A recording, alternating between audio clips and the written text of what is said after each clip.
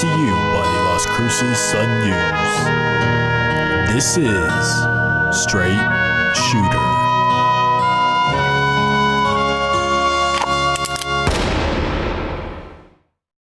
What is going on, everybody? This is Justin Martinez, aka Jay the Sports Dude. And if you are listening right now, let me just say thank you for tuning in to Straight Shooter, the podcast where I shoot from the hip and give you everything that you need to know about the New Mexico State men's basketball team. This is episode 6 of our season-long journey. So if you're a returning listener, then welcome back. I missed you. And if you're new to the program, well then welcome to the family. Where have you been all my life? Guys, we have a lot to talk about today, so sit back and relax because I got you. I'm coming to you from a place I like to call the saloon. Although it's just me at the bar today, our bartender is on vacation right now, which means he won't be telling us what's on tap for today. So let's just go ahead and jump into it with segment number 1. Let's not waste any time. I have my lasso in hand, and it's time for our post-game roundup. The segment where I round up my thoughts on the most recent New Mexico State game. The Aggies returned to the court on Monday to face off against Cal State Northridge on the road. It came down to the wire, but the Matadors prevailed with a 66-63 win, which snapped New Mexico State's 21-game winning streak. Now I have 3 takeaways from the contest, and my first one is that someone has to step up at the 5 spot for New Mexico State. The Aggies moved Johnny McCants to the center position at the start of the season because it really just made sense when looking at the rest of the guys on the roster, but that has changed with the recent wave of injuries, forcing McCants to move back to the 4, and now the question is who takes over the 5? Well, New Mexico State went with William McNair on Monday, and it's becoming clear that he's still probably a year away from that breakout campaign that I do expect him to have at some point. I've said it before, I think he has the tools to really be a good contributor for this team, but when you look at his stats, that potential just hasn't translated yet onto the hardwood. McNair tallied 3 points on 1 for 4 shooting, 6 rebounds, and 3 turnovers in 32 minutes against the Matadors, and it really was an ideal matchup for him. He had the height advantage and about 40 pounds on CSUN's Alex Merkveladze, and yet we didn't see him calling for the ball, backing him down, and just going to work. He's still too passive on the offensive side of the ball, and he continues to struggle with his turnovers as well. I think he's better suited for a bench role this season, but the thing is, New Mexico State needs a starting caliber center to emerge, at least until Jabari Rice returns in about 3 to 5 weeks, which we'll get into later, because once he does, you can move the lineup around again and put McCants back at the 5. So who's it going to be until then? Well, there are 2 candidates, Wilfred Lakai and Mayan Kerr, who made his Aggie debut on Monday. We'll get into that also later on the show, but we can start off with Lakai. He has mostly gotten power forward minutes this season, and even though he still gets pushed around on the blocks a little more than you like to see in your starting center, he can definitely play the 5 if they need him to, which at this point, like I said, they don't have a whole lot of options. He's 6'9", he's mobile, and he's willing to extend his range, similar to what you get out of McCants, although not as high of a rate. Then there's Kerr, who to me is the team's best true center, but we don't know how long it's going to be for him to get into that game shape. Remember, he sat out all of last season at South Florida due to personal reasons, so Monday's game was his first contest since April 5th of 2019. So whether it's one guy stealing the show or a few guys getting the job done by committee, the Aggies need more production out of the center position until they get back to full strength. So that's my first takeaway, and my second one is that Johnny McCants played exactly how New Mexico State needs him to play. The redshirt senior was off to an okay start to the season heading into the game against CSUN. He was averaging 9.5 points and 9.5 rebounds per game, which is good, don't get me wrong, but both games were against NAIA teams, and he's a guy who some people had as a sleeper pick for WAC Player of the Year. The Aggies need more out of their star big man, particularly from behind the arc. Remember, this is a 6'7" power forward who shot 40.3% from distance last season, and yet he entered Monday's contest just 1 for 3 in that department. He wasn't shooting with as much confidence, he wasn't as aggressive, and let's be honest, he didn't look like he was in the best possible game shape, which is understandable considering New Mexico State was jumping through more hoops than it was shooting this offseason. But all of that changed in the game against the Matadors. McCants went off for 19 points and 8 rebounds on 5 for 10 shooting from deep. Those 5 made threes are also a career high for him in a single game. Really good stuff out of him, and he also added 2 assists, 1 block, and no turnovers. Now, with the exception of foul trouble, because he did foul out with about 20 seconds left, it really was an excellent performance from the Las Cruces native, easily his best of the season, and that's what we have to see out of him on a nightly basis, especially while the team is shorthanded, because as good as Donnie Tillman has been, McCants is the 5-year Aggie. He's the one who knows the system the best, and he's the one who has to lead this team through the growing pains that it's experiencing right now. And speaking of growing pains, that takes me into my third and final takeaway, and it's that the Aggies are in for a rough ride these next few weeks. The team lost a game that it should have won on Monday flat out. New Mexico State was up by 12 points with 6:29 left, only to see the Matadors come back and end up on top. And there are excuses you can make if that's the route you want to go. The team hadn't played a game in 27 days. It was missing 2 starters. It was running lineups that it never runs purely out of necessity. I get all of that. But at the end of the day, the Aggies blew a late lead to a team that, quite frankly, they're better than, even with all of those setbacks. They were 8-point favorites for a reason, and head coach Chris Jans said it best after the game. He said the thing that hurt him the most was how they lost. He said that's not who they've been since he took over the team 4 years ago, and I gotta say, I agree with him. This team isn't where it should be at this point of the season. Again, that's partially because of everything it's had to go through, but the other teams don't care about all of that. They're still going to give New Mexico State their best shot, especially during WAC play, where everybody wants to beat that team that went 16-0 last season. I think it's safe to say that won't happen again this year. The gap has closed between the Aggies and the rest of the conference, and I think they're going to have to face some real adversity and struggles these next few weeks as they try to find their rhythm and get back to full strength.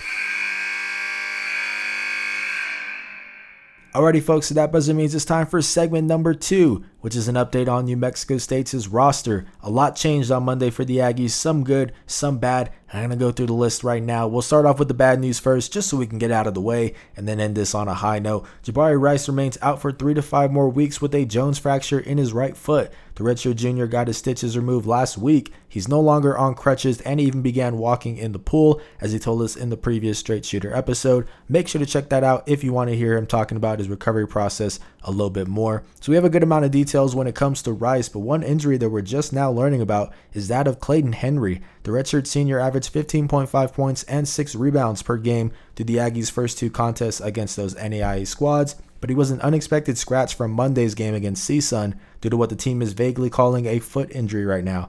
Now, I asked Jans about this in his post-game press conference on Monday, and he said, quote, "He'll be out a while. I'm not sure how long," end quote. That's all we've gotten so far, but it does look like Henry is set to miss a good amount of time for the Aggies, and it's really unfortunate, not just because he has such an important role on the team, but because he just hasn't been able to stay healthy these past 2 seasons. Henry only played in 1 game last year due to a torn ligament in his thumb and a broken bone in his hand, and he was granted a medical hardship waiver to return this season, only to have to deal with this again. Now, I'm definitely hoping the best for him, and New Mexico State is definitely hoping he can get back on the court as soon as possible, because again, he's so important to this team. You can argue that he's the most invaluable player for the Aggies because of his ability to play the 2 or the 3, because he can defend 1 through 4, and because he's one of the most selfless players on this squad. The list goes on and on when it comes to how he impacts the game, and with Henry's sideline, the Aggies need other guys to step up. Now, one player who hopes to do just that is Jason King, who returned to the court on Monday. The 6'4" junior guard from Snead State suffered a high ankle sprain in New Mexico State's season opener against Arizona Christian on November 29th, and he sat out the game against Benedictine Mesa on December 1st as a result. But King ramped up his activity in practice leading up to the CSUN game, and he made his return. The only thing is that it didn't last very long. King scored 2 points and fouled out in just 8 minutes, which really was a tough break for a New Mexico State team that needed his production. This is a guy who, with Henry and Rice out, can average about 20 minutes a game because of his ability to play both of those guys' positions, the 2 and the 3.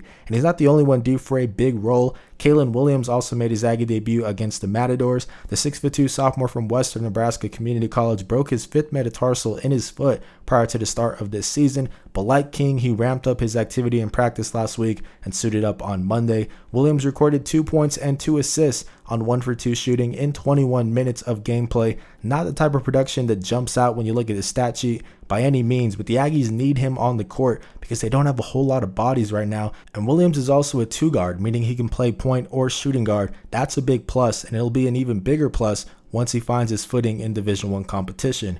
One more guy made his Aggie debut on Monday, and that was Mayan Kerr. The 6'9" redshirt junior from South Florida gained eligibility with the conclusion of the fall semester, and he recorded 2 points and 2 boards in 2 minutes against the Matadors. Like I said, I do believe Kerr is the team's best true center since McCants is better suited at the 4 spot, but it's clearly going to take him some time to really make strides. We'll see how many minutes he gets in New Mexico State's next game, which leads us perfectly into segment number 3.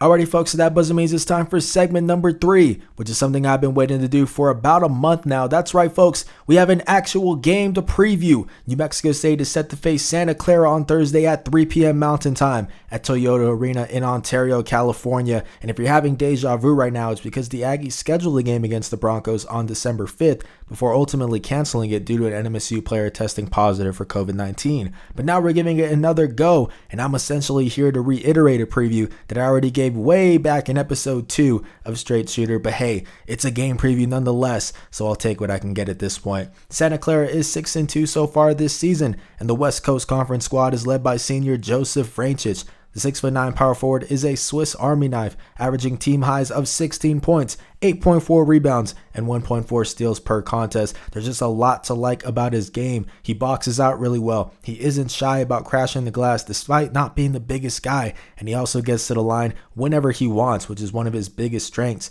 Franchise draws an average of 8 fouls per 40 minutes, according to KenPom, which ranks 15th in the entire country. Now, he is the only player on the team who's averaging more than 10 points per contest, but it doesn't mean it's a one-man band by any means. Also in the mix is senior Christian Carlisle. The 6'5" point guard is averaging 9.3 points and a team-high 2.3 assists per contest. Carlisle is an explosive player who does a really good job of getting to the rim, and that makes up for his lack of range. He's only shooting 12.5% from deep, that's 1 for 8 shooting, but his 52.6% shooting from inside the arc ranks 3rd on the squad. And no, that was not a mistake when I said that he is a 6'5" point guard. Carlisle presents a ton of matchup problems with his size, as you would imagine, and that's actually the norm for this Broncos squad. Santa Clara boasts an average height of 79.1 inches, which is about 6'7" more or less, and that ranks 4th in the entire country. This team is big, and that's going to present a problem for New Mexico State's backcourt specifically. Evan Gary II is 5'10" compared to Carlisle at 6'5", and CJ Roberts, who got the start in the game against CSUN, is 6'1" compared to Broncos shooting guard Jalen Williams at 6'6". So that takes us into our key to success, and it's to keep Santa Clara out of the paint. 60.9% of the Broncos' points come from inside the arc, which ranks 13th in the country, and that shouldn't come as much of a surprise because of how much size they have. On the flip side, only 18% of their points come from behind the arc, which ranks 325th in the country, and that's because they just don't have shooters on this team. We talked about how Carlisle is shooting 12.5% from deep, and that's just the tip of the iceberg. Williams is shooting 14.3%, Keshawn Justice, the starting small forward, is shooting 22.2%, Franchich is shooting 22.7%, and Jaden Bediako, the starting center, hasn't attempted a three-point shot all season. This team doesn't shoot from distance. In fact, the Broncos are shooting 20.8% from behind the arc this season, which ranks 329th in the country. So look for New Mexico State to clog the paint, double when Franchich and Bediako get the ball, force them to kick it out, and roll the dice on Santa Clara's shooters cashing in, because those odds are much better than trying to fend off this team down low. Now with that being said, it's time for my prediction, so can I get a drum roll please?